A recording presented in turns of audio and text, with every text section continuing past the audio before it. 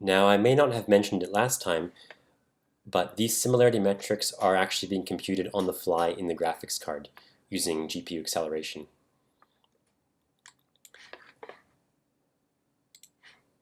So one more feature that people find very handy is the ability to quickly scroll through slides. You can do this either using the arrows on the bottom of the screen here,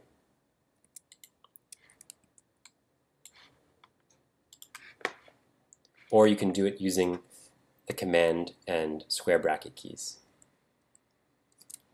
You'll notice that sometimes the threshold is a little bit too strong. For example, over here we've thresholded out some of the background of our slide that we shouldn't have, so you can go ahead and fix that up.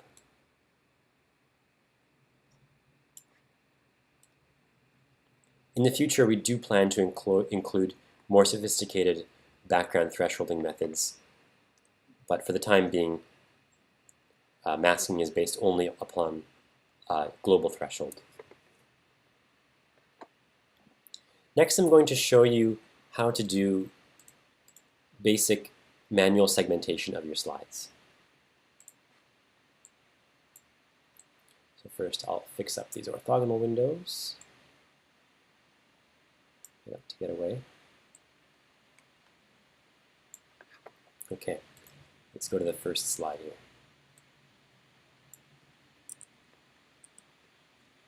All right, so now we get to this part of the view menu, the view tab, sorry. Under the toolbar, there's an option called segment, which you can access by either clicking the button or with G on the keyboard. This brings up this bottom toolbar, which is our manual segmentation toolbar. It allows us to manage the current segmentation labels, as well as to edit their vertices and positions. So there are two modes. One is draw, one is edit, both self-explanatory. First, select the label that you'd like. You can rename this one. For example, let's say we want to segment the CA1 region of the hippocampus. In this text box, you can type a description of your label, and you can additionally change the color that you display the label with. You can add additional labels with the plus key. So first, set your label color. Let's say we like this color. And then it shows up as a new label, which we just set over here.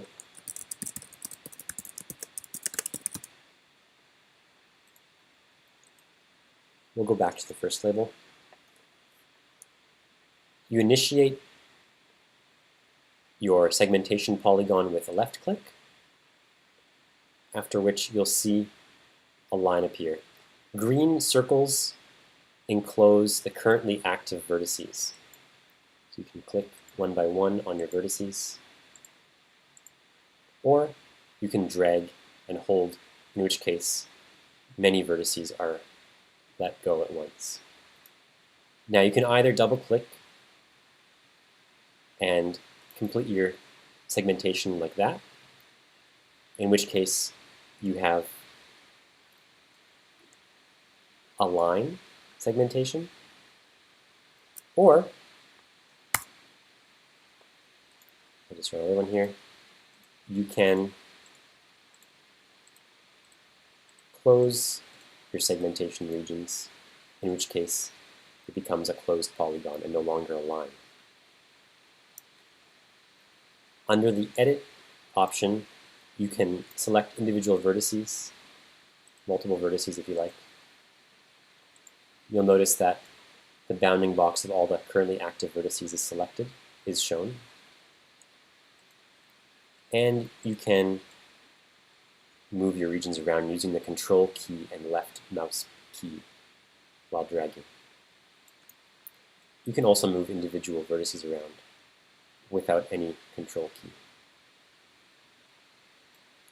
And under the Edit mode, you can also change the label of this. You can change the label of this segmentation region.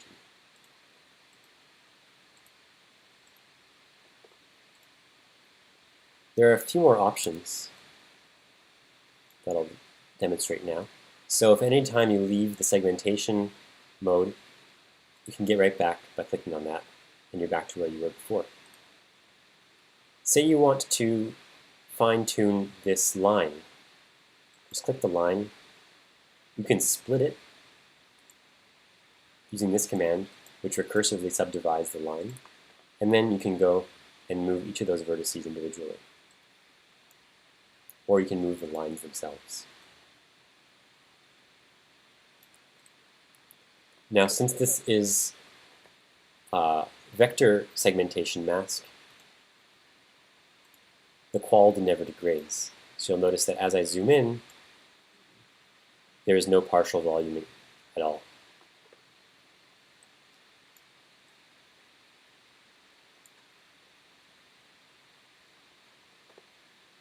Under the Slides View property tab, you can change the fill opacity of your slide segmentation.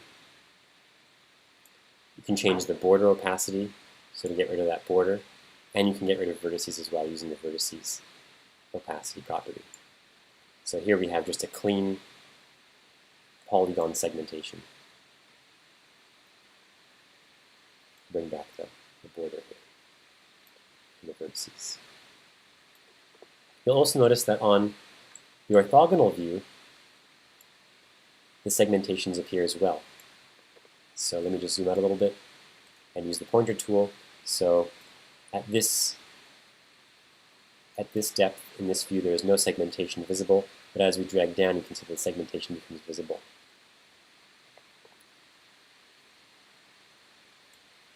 And again, everything is updated in real time, so if I drag the segmentation back and forth, that segmentation is updated on the orthogonal views as well. Now we can add more segmentation regions. Let's say we add a region called CA2, we'll call it cornu ammonis 2, and we can begin drawing. Now, if we approach a previously drawn vertex and click on it, the new vertex will actually take that same location. This is very handy for snapping two polygonal regions together.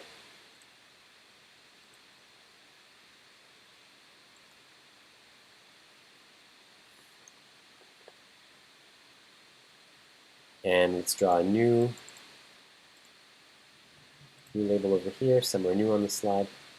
Let's say we want to segment this bit of cortex here. But we accidentally left the polygon open. Just click this Close Polygon tool, and it will insert the remaining edge to close your polygon. We can do all the normal operations on these polygons. We can cut, copy, paste them, and we can also delete them and change their ordering in the view hierarchy, in the view stack. So the last drawn polygon is on top of every other polygon that you drew. You can move it back. And likewise, you can click on another polygon and move it forward. This is a bit easier to show with opacity turned up all the way. So again, we can move our segmentation region behind the other ones, or on top of the other ones. I'm going to just clean up our segmentation here for a second and delete these ones. Okay, so again, since this is a vector segmentation, it moves along with our slide, and it's actually attached to the slide coordinates.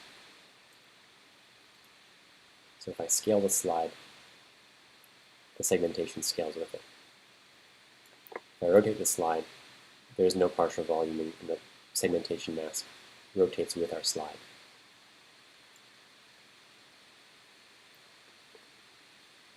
When we save this project, I'm going to do so now, the segmentation of the slide is saved in the file shown here. So it has the same base name as the slide with a .svg extension for scalable vector graphics. So I'll go into the directory of our slides, and load up that segmentation. And there it is. Of course, you can do much more sophisticated segmentations than this one, so here's a much more sophisticated one of the subfields.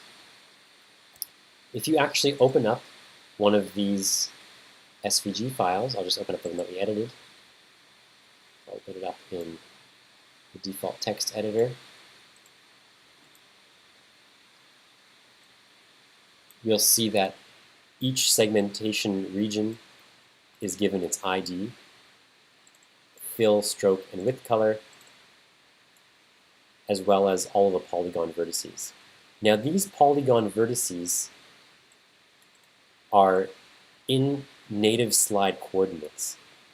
So these vertices, 20,530.2, 21,144.6, are with respect to the highest resolution level in this slide.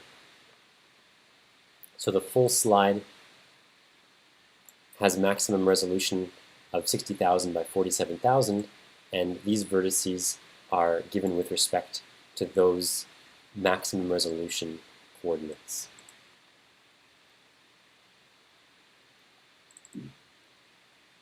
You can also append whatever description you want of your slide as a title and give it a description. Normally we give the name of the segmenter or the rater under the description setting.